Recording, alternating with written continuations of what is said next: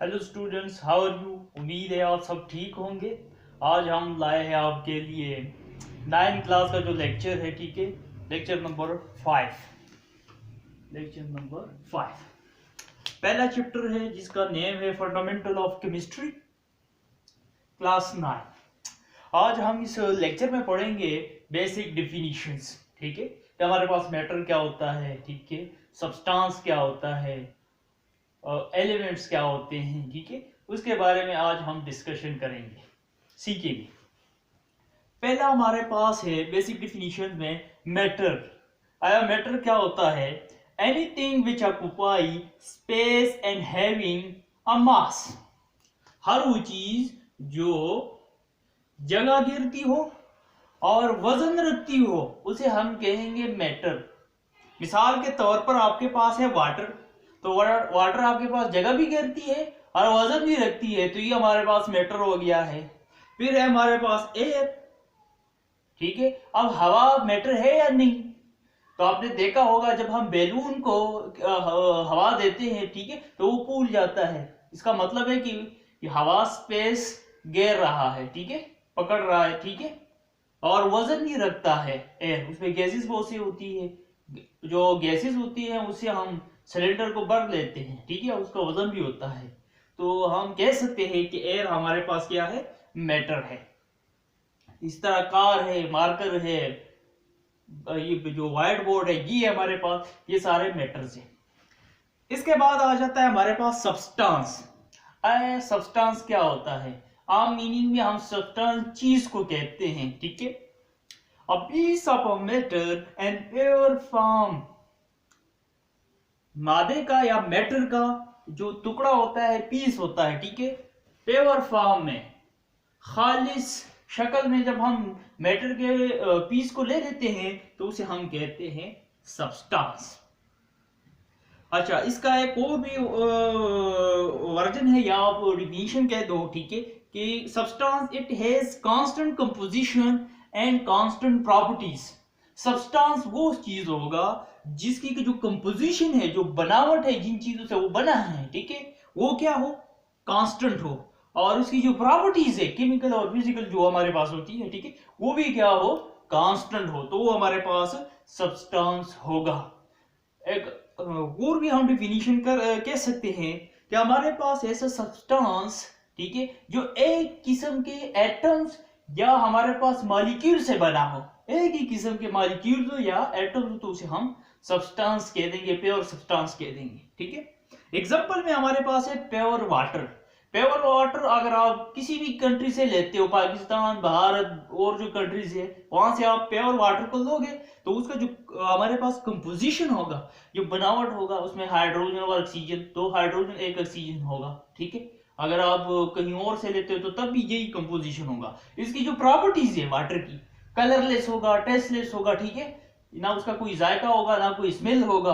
तो इसकी जो प्रॉपर्टीज है वो भी कांस्टेंट रहेगी। अगर कांस्टेंट है कंपोजिशन, कांस्टेंट प्रॉपर्टीज है, तो वो हमारे पास कहलाएगा सब्सटेंस।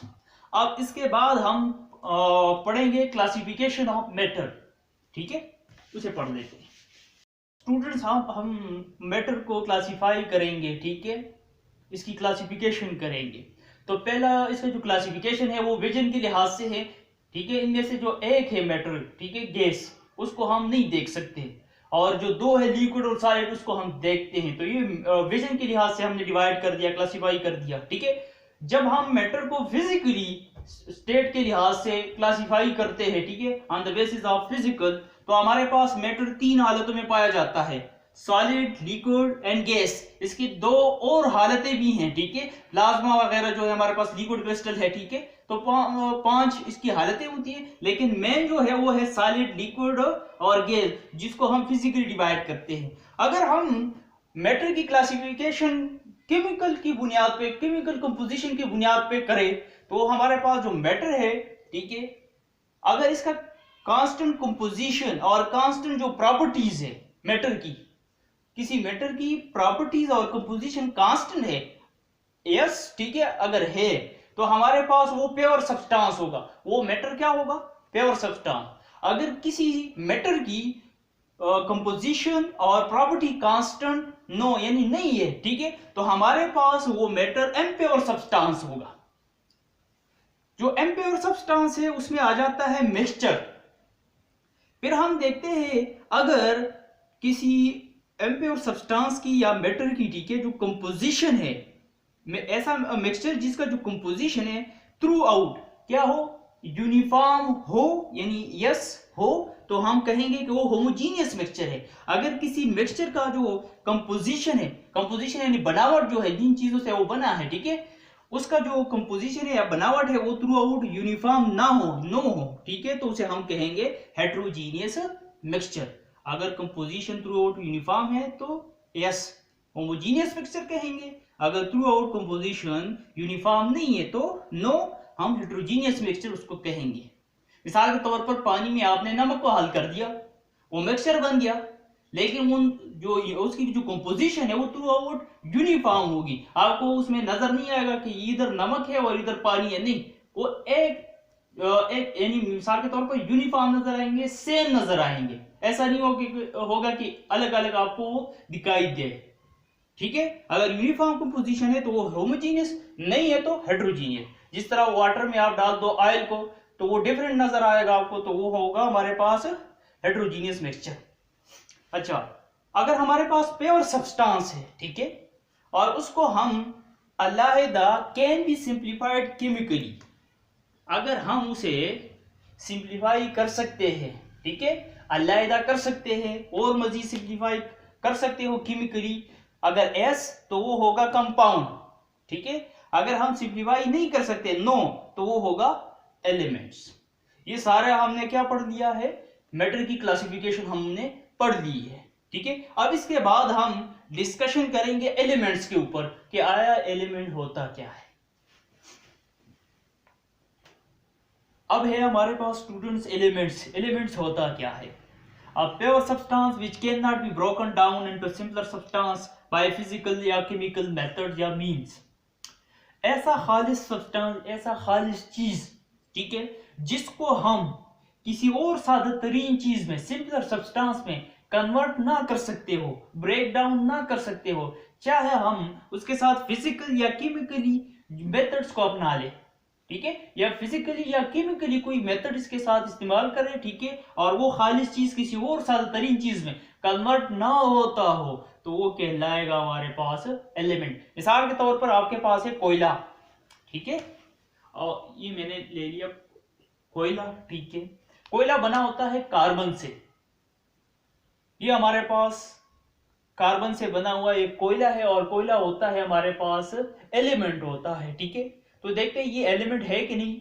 तो मैंने फिजिकली तरीका इसके साथ मैं अपना रहा हूं, यानी मैं किसी हैमर से इसको ब्रेक करूंगा। मैंने हैमर मारा और इससे चारों हमारे पास एक टुकड़ा आ गया, ये वाला, ठीक है, ये हमने तकसीम कर दिया। अब ये आ गया हमारे पास, मैंने इसको और हिट कर दिया, ये दो हमारे पास आ गए हैं, मैंने मजीद हिट कर दिया, ये आ गया। अब देख लो ये एलिमेंट है, ये क्या है, कार्बन। और जब मैंने इसको ब्रेक कर लिया तो तब भी हमारे पास एक नया सब्सटेंस जो है ना, वो भी कार्बन है।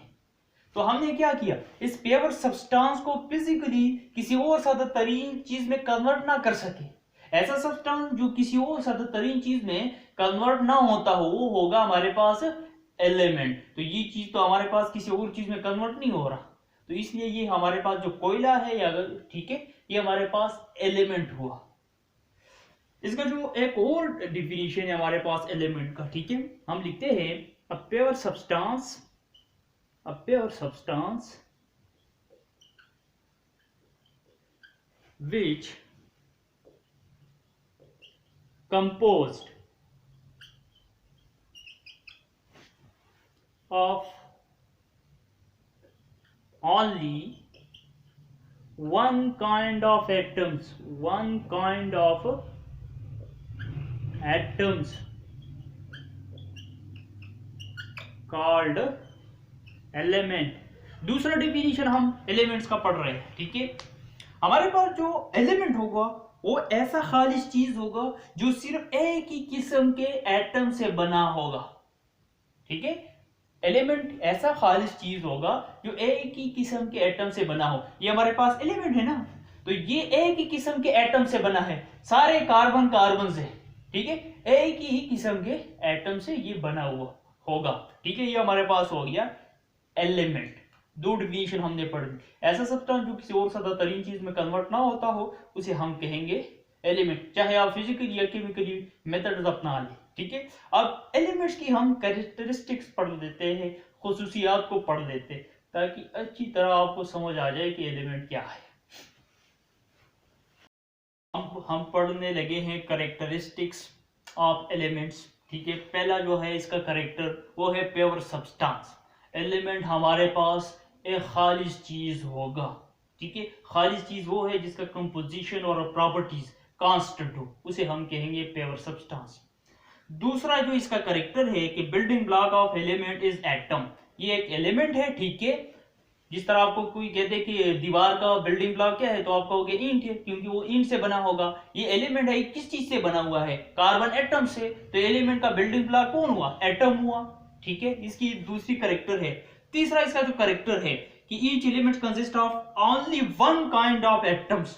हर एलिमेंट है, जितने भी आपके पास एलिमेंट्स है, ठीक है, हर एलिमेंट का जो एटम्स है, ठीक है, वो एक किस्म के होंगे, वन काइंड ऑफ एटम से हर एलिमेंट बना होगा। देख लो हमारे पास ये जो एक एलिमेंट है एक किस्म के एटम से बने हुए हैं, ठीक है। ऐसा नहीं है कि एक एलिमेंट है इसमें जो हमारे पास एटम्स है वो डिफरेंट है, नहीं, वन काइंड ऑफ एटम्स है, ठीक है। इसी तरह गोल्ड हम ले ले एलिमेंट, ठीक है, तो उसमें भी जो एटम्स होंगे वो भी क्या होंगे, गोल्ड ही होंगे, या गोल्ड के एटम्स होंगे, सेम एटम्स होंगे, वन काइंड ऑफ एटम्स होंगे। जो फोर्थ नंबर इसका कैरेक्टर है, no two elements contain the same kind of atoms. अगर दो एलिमेंट्स है डिफरेंट है ना, ये हमारे पास कार्बन है, कोयला, ठीक है, और ये है गोल्ड, दोनों एलिमेंट्स है, लेकिन इसमें जो एटम्स है वो सेम काइंड के नहीं होंगे, एक किस्म के नहीं होंगे। इसका जो कोयले का हमारे पास एटम है वो है कार्बन, और गोल्ड का जो एटम होगा वो होगा गोल्ड, ठीक है। तो हमारे पास दो डिफरेंट अगर एलिमेंट्स है तो उसके जो एटम्स है वो उसके एटम के जो किस्में हैं वो क्या होंगे, डिफरेंट होंगे, या डिफरेंट काइंड ऑफ एटम्स होंगे। इसका फोर्थ नंबर कैरेक्टर आ गया है। फिर an element can exist either the atomic form और मॉलिक्यूलर फॉर्म। अब इस पॉइंट को आपने समझना है।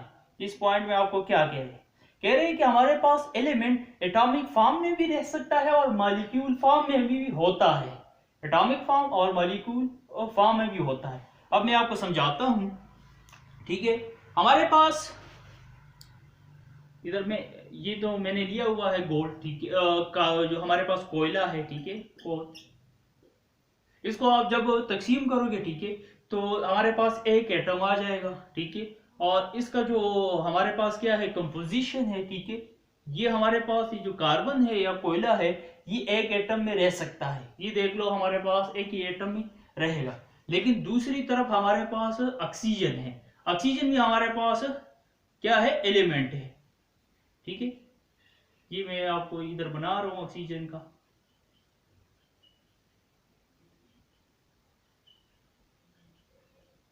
आप देख लो हमारे पास ऑक्सीजन जो हमारे पास इसके जो एटम्स है, ठीक है, वो एक एटम आपको नजर नहीं आ रहा, बल्कि दो दो एटम आपस में जुड़े हुए हैं। ये मैंने ऑक्सीजन का बनाया हुआ है, ठीक है, ऑक्सीजन एलिमेंट मैंने बनाया हुआ है।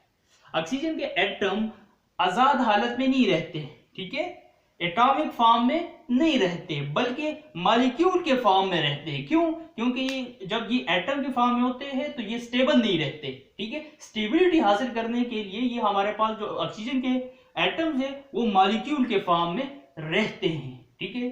तो हमारे पास एलिमेंट एटॉमिक फॉर्म में भी रह सकता है, यानी एक एटम में आपके पास एलिमेंट रह सकता है, ठीक है, एग्जिस्ट कर सकता है, और मॉलिक्यूल के फॉर्म में भी एग्जिस्ट कर सकता है, ठीक है। ये हमारे पास इसके 5 कैरेक्टर्स हमने पढ़ लिए, ठीक है। अब जो हमारे पास टोटल एलिमेंट्स है, ठीक है, डिस्कवर जो हुए हैं वो है 118। इसमें जो 92 है वो नेचुरल है, ठीक है, जो कुदरती हमारे पास एलिमेंट्स हमने डिस्कवर किए हैं वो है 92 पीरियोडिक टेबल में, ठीक है। और हमारे पास जो 26 है 26, ठीक है, तो वो हमारे पास क्या है, आर्टिफिशियल है, यानी उसको हमने लेबोरेटरी में खुद तैयार किया गया है, ठीक है, वो हमारे पास है। अच्छा, सिंबल्स ऑफ एलिमेंट्स, अब हम जो एलिमेंट्स को क्या देते हैं, सिंबल्स देते हैं, ठीक है।